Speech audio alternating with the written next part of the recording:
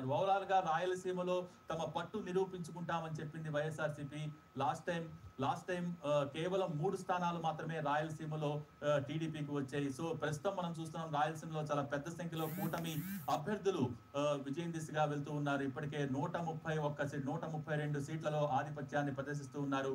కేవలం 18 సీట్లకే వైసీపీ పరిమితమైన సందర్భం. అటు ఎంపీ స్థానాల్లోనూ కూటమిదే హవా కనిపిస్తోంది. ఇక పార్లమెంట్ లో 15 స్థానాల్లో టీడీపీ, 2 చోట్ల జనసేన, 4 స్థానాల్లో బీజేపీ అభ్యర్థులు ముందంజలో ఉంటే కేవలం 3 ఎంపీ సీట్లలోనే వైసీపీ అభ్యర్థులు ఆధిక్యాన్ని ప్రదర్శిస్తున్న పరిస్థితి. ఇక కౌంటింగ్ కేంద్రాల నుంచి బయటికి వెళ్లిపోతున్నారు వైసీపీ అభ్యర్థులు.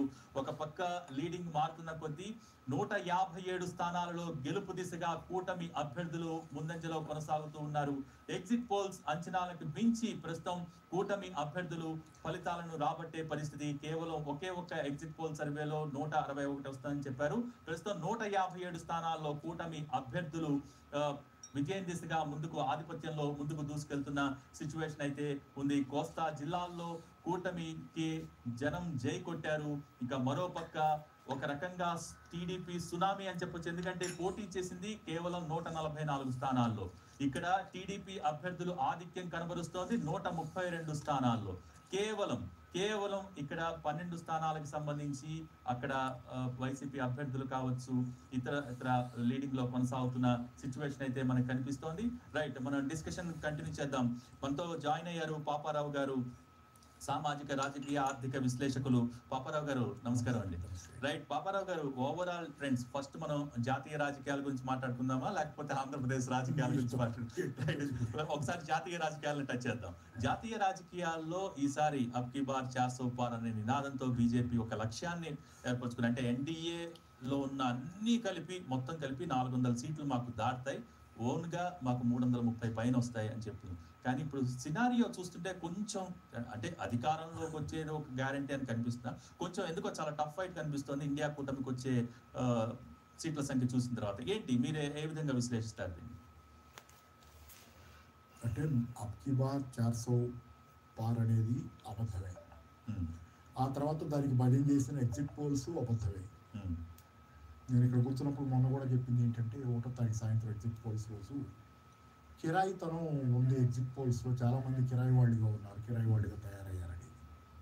ఈ కిరాయితనమే వాళ్ళ చేత ఇష్టానుసారం నెంబర్లు కొన్ని నా దగ్గర ఒక ఉంది. కొన్ని రాష్ట్రాల్లో అసలు పోటీ చేయని స్థానాలు 4 నుంచి 5 స్థానాలు ఏదో పోటీ చేస్తే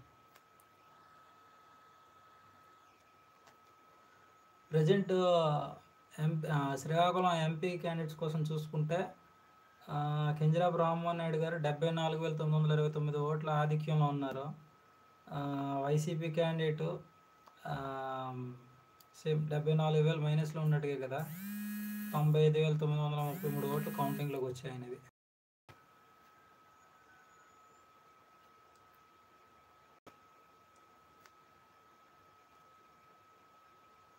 సరే, సెగ్మెంట్ చూద్దాం, ఆగండి.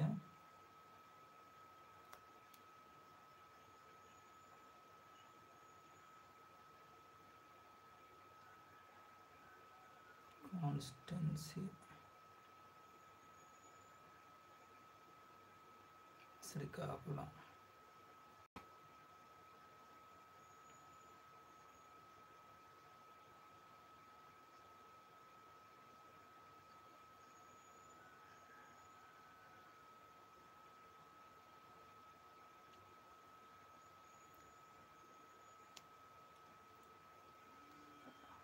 ఇక్కడ గుండి శంకర్ గారు వచ్చేసి 6,810 ఓట్ల లీడింగ్లో ఉన్నారు ప్రజెంట్ శ్రీకాకుళం నియోజకవర్గం అసెంబ్లీ సెగ్మెంట్లో.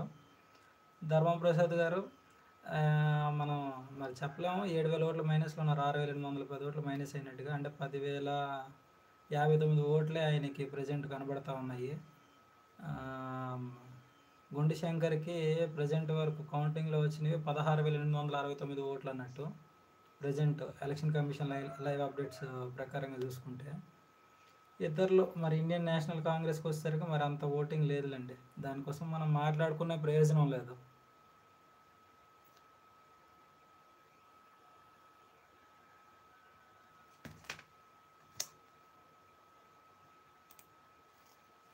చేసి ఎవరిస్తే వాళ్ళేపో లేకపోతే ఏదైనా సరే డిమాండ్ చేసి తెచ్చుకొని